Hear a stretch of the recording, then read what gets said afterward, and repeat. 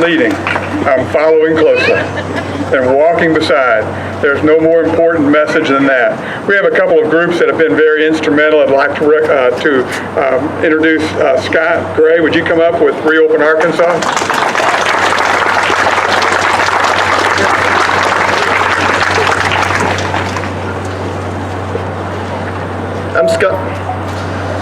I'm Scott Gray with Reopen Arkansas.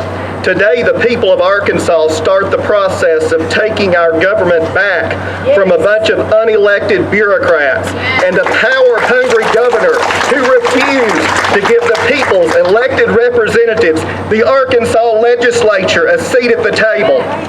For 176 days, our voices have not been heard. We've lived subject to the authority of a single branch of government under a set of ever-changing rules that become more restrictive with each daily press conference. Is this what the founders intended? No. Did our founders intend for us to walk around in masks, afraid of each other, scared to interact with our neighbors? No. Were the public school teachers of yesteryear afraid to come to work because a student might have a cold? No. Did you ever think your local school would be closed while they continue taxing you to the hilt? No.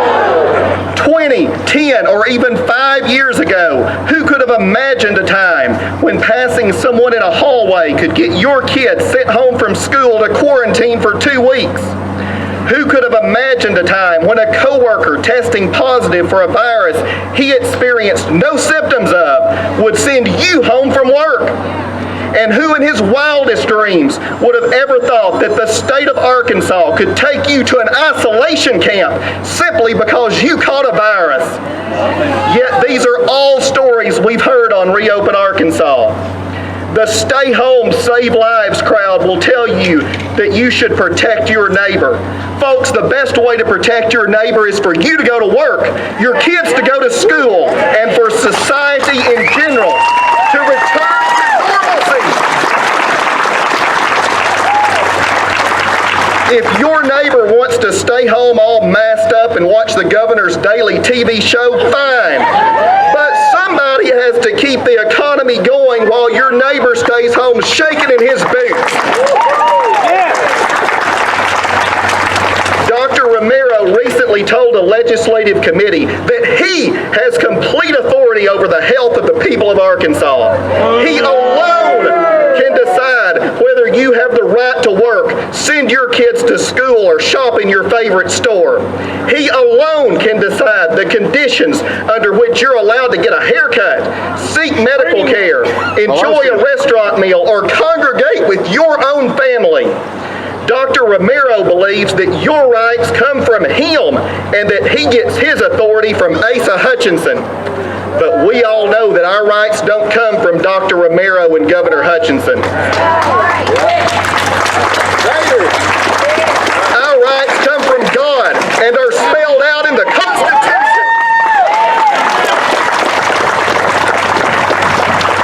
The presence of a virus within our borders does not negate that Constitution. In the 1770s, the colonists went to war with England over arguably smaller issues than we're facing today.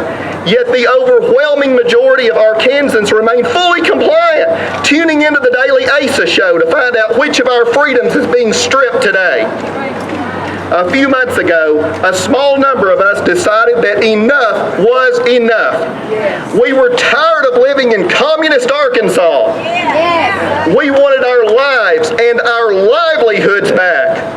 But on July 27th, Laura Shue, the Arkansas Department of Health Chief Legal Counsel, acknowledged that the governor could direct the Secretary of Health to mandate anything. Specifically, she said hand washing, social distancing, even the quarantining of healthy individuals. Dr. Romero said on August 20th, and I'm quoting, "We are not going back to normal. Normal is a thing of the past. In my mind, we are dealing with this for at least another year," end quote. And we all know what comes next. Romero will mandate the vaccine. As the days, weeks, and months have passed, our numbers have grown. folks finally started waking up and realizing that we can't and shouldn't live like this indefinitely. Now, is this lawsuit the best long-term solution? Of course not. But it's the first step toward restoring our rights and freedoms. We must restore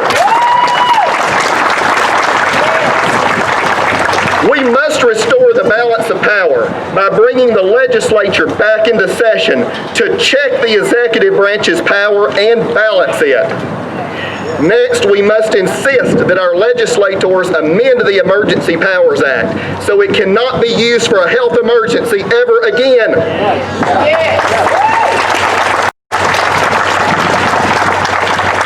We already know the governor's position, and it's not working for Arkansas. At least we have a chance with our elected legislature, the people we see at church, meet in the grocery store, and visit with in the stands of a hometown football game. We may lose, but can you imagine the disservice we would be doing to our kids and grandkids if we chose to stay home, wear masks, order takeout, and blindly follow government edicts? There is but one choice here, liberty or tyranny. Amen. We've experienced increasing amounts of tyranny for 176 days. For myself, my family, for each of you, I choose liberty.